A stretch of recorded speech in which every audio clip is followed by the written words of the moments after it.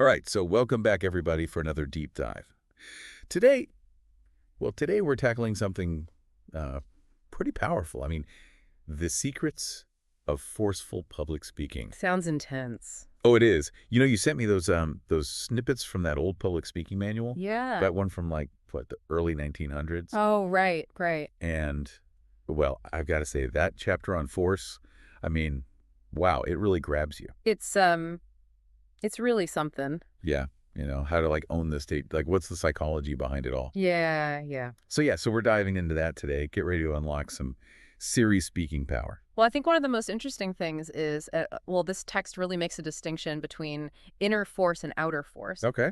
And inner force is, that's like the fire in your belly. Yeah. It's the conviction, the passion, that fuels your words. I like that. And then outer force is, well, that's how all that passion comes out, in your delivery. Oh, okay. So it's not just about like bellowing at people. Right. It's about, like you said, believing what you say. Exactly. Yeah. You have to believe it. Yeah. And the text, it uses this really powerful analogy. It compares it to, Shamos powder. Shamos powder. That explosive Oh, okay. needs a spark to ignite, right? Yeah. But human force, well, that comes from within. It's like we have our own inner spark. It's a fantastic analogy. It really, gets that point across about the difference between just being loud and really like having that true force behind your words. Yeah.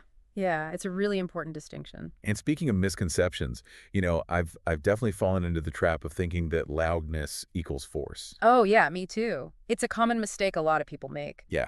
But this text really tackles that myth head on. Okay. It gives this example. Just imagine someone, calmly announcing that there's a fire. Okay. Versus someone, like shrieking about it, totally frantic. Which one would actually get you moving? The calm announcement. Exactly. Yeah. It's not about the volume. It's about the weight of the message. It's the urgency, but without the chaos. Exactly. And, the text actually argues that all that, frantic gesturing, like all those big movements, Yep. that's not force either. It actually even quotes Hamlet. And telling those actors to avoid all that over-the-top stuff. Nor do not saw the air too much with your hand thus. Shakespeare himself. I love that. It's like he was giving a public speaking masterclass back then. Right? So true force is about being controlled, purposeful, right? Yeah. Yeah. It's not just a performance. Not just a show, but like channeling real energy. Yeah. And that's exactly where the texts, it breaks down those 4 stages of inner force, and that's where it all comes together. Okay, I'm intrigued. Lay it on me. Yeah. What are these 4 stages? So it gives us a framework, something we can actually use, whether you're, getting ready for a big presentation or just, you want to feel more confident just speaking up in like a meeting. Right. This applies to everything. That's awesome. So first up, the foundation, conviction. Conviction. Okay. This one's crucial. You absolutely have to believe in what you're saying. I mean, wholeheartedly, like no doubts at all. Right. Totally. And since you're prepping for this big presentation, think about how much you believe in, the project itself. Yeah.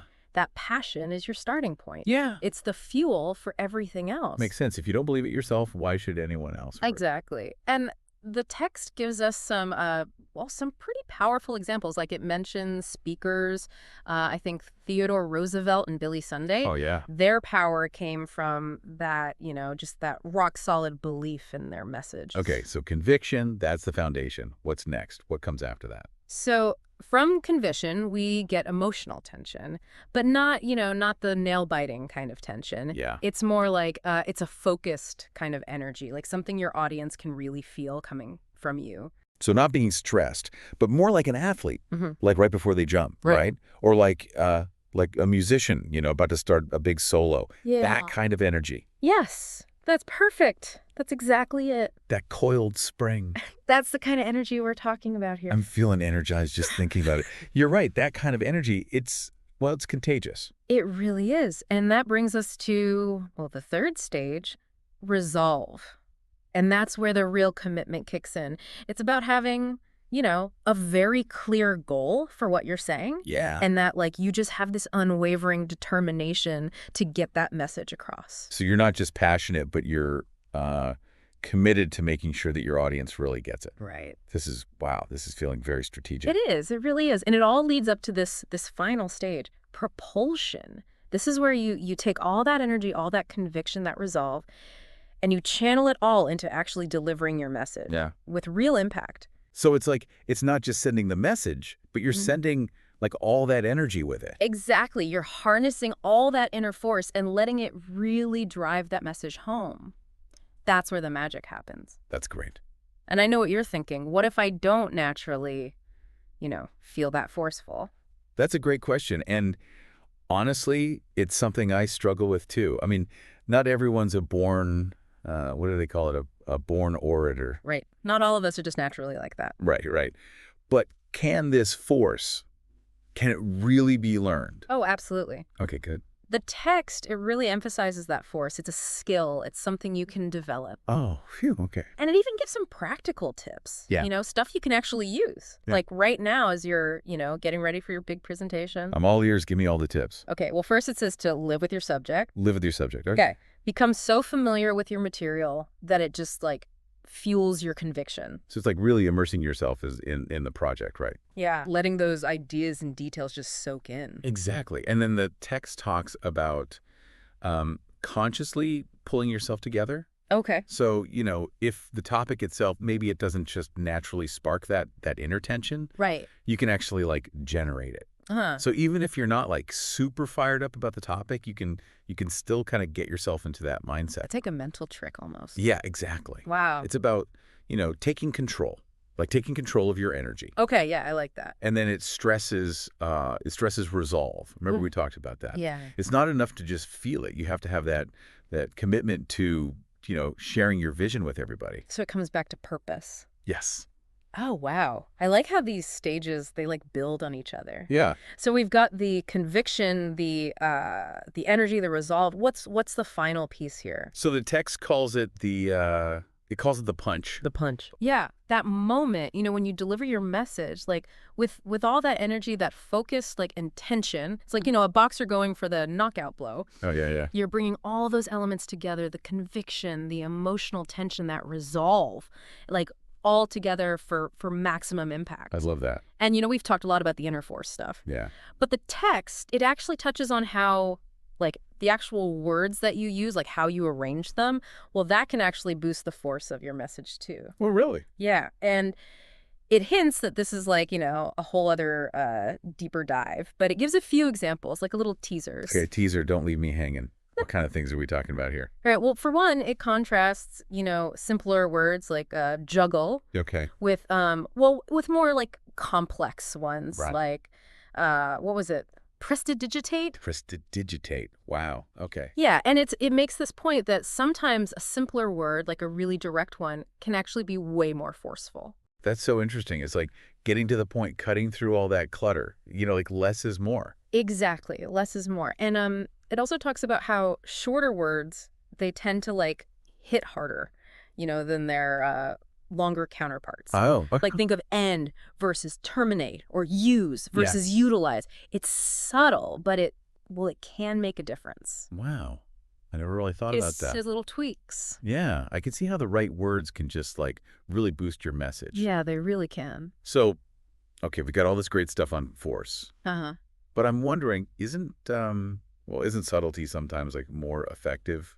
I mean, than being, so forceful all the time? That's a great question. And the text, it kind of anticipates that. It acknowledges that force isn't always the right way to go. Yeah. But then it dives into why it's still, a really important tool for any speaker to have. Okay, I'm really intrigued. Lay it on me. Why is force so important, even in a world that, really values subtlety and all that nuance? Well, first it argues that some messages just demand a forceful delivery. Okay.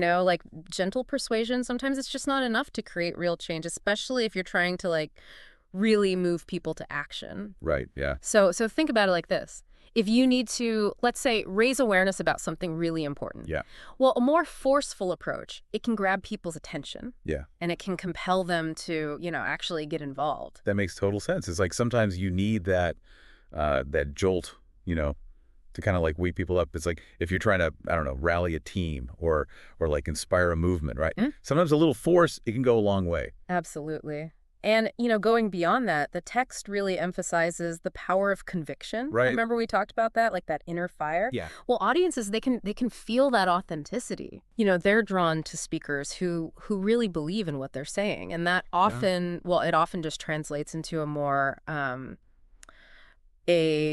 passionate, a more forceful delivery. Right. It's like you were saying before, if you really believe in something, you can't help but like project that energy. Exactly. And here's where it gets interesting. So the text also talks about the need for speakers to kind of match the energy of their times, Okay. right? So we live in a world that's super fast-paced, Yeah. where we're constantly like bombarded with information from all sides. Right. So a dynamic, forceful delivery, it helps cut through all that noise. So it's like almost like we have, shorter attention spans now than people back then. It could be. So speakers need to like step up their game. Yeah, and deliver their message with even more force to make sure it's heard. Exactly. And remember that fire analogy we were talking about before? Yeah, yeah. Well, the text actually brings it back here. Okay. So imagine someone like casually mentioning a fire. Yeah. Versus someone, forcefully yelling, "Fire, get out now." Oh, wow, yeah. Which one's going to get you moving?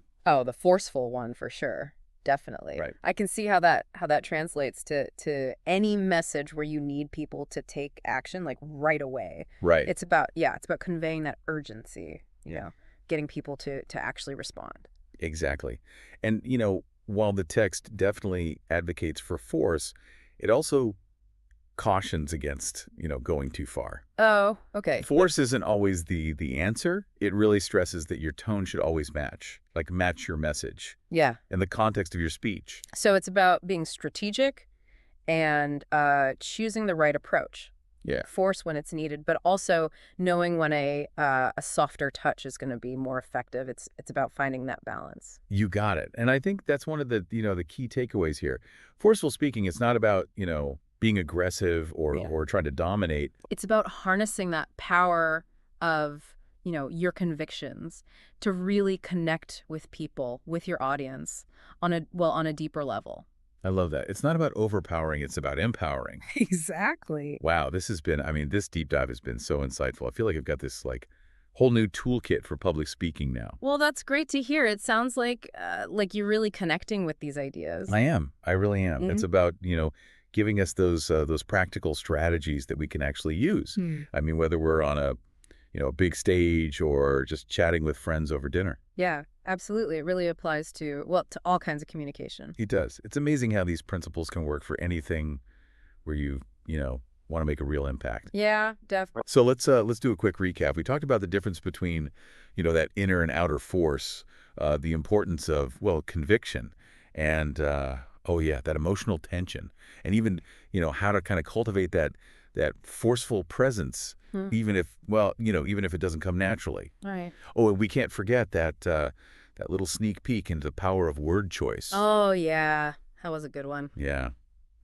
So as I'm, prepping for this presentation, it's really hitting me that force, it's not just about projecting my voice, Right. It's about authenticity, channeling that passion and conviction into every word. Exactly. And that emphasis that the text puts on that inner force. Yeah. That's really what resonated with me too. Me too. It's not about being, loud or aggressive. Yeah. It's about tapping into that fire inside and letting it, fuel everything you do. It's true. And remember, force isn't, it's not always the best approach. Right. It's about, like we were saying before, it's about being strategic, choosing the right tool for the job, matching your delivery to the message and the context. Sometimes the softer touch is going to be more effective. Right. It's all about finding that sweet spot between force and finesse.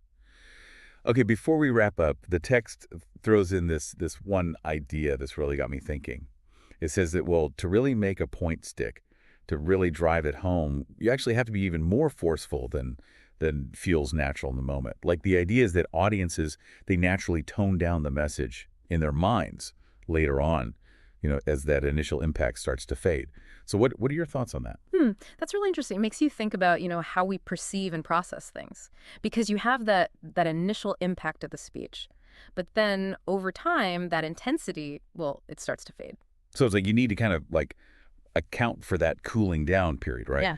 And deliver the message with this like extra boost of energy to make sure it sticks. Yeah. It's almost like when you're cooking, you add a little extra spice because the flavor is going to mellow out a bit over time. But too much and it might be overwhelming, but too little and it won't have that same impact. It's a balancing act. That is such a good point. It gives me so much to think about as I'm, putting those final touches on my speech. This whole deep dive has been incredible. Honestly, I feel like I have a whole new understanding of, how to command a room, how to deliver a message that people will remember. I'm glad to hear that. And the best way to master any skill is practice. So get out there and experiment, find what works for you, and let that inner force shine. Yes, embrace that inner force. Well, that's all the time we have for today's deep dive. I hope you've all learned something new and feel inspired to step onto your own platform with confidence and conviction. And hey, we'll be back with more deep dives into all sorts of intriguing topics. So until then, keep learning, keep exploring, and keep those sparks burning bright.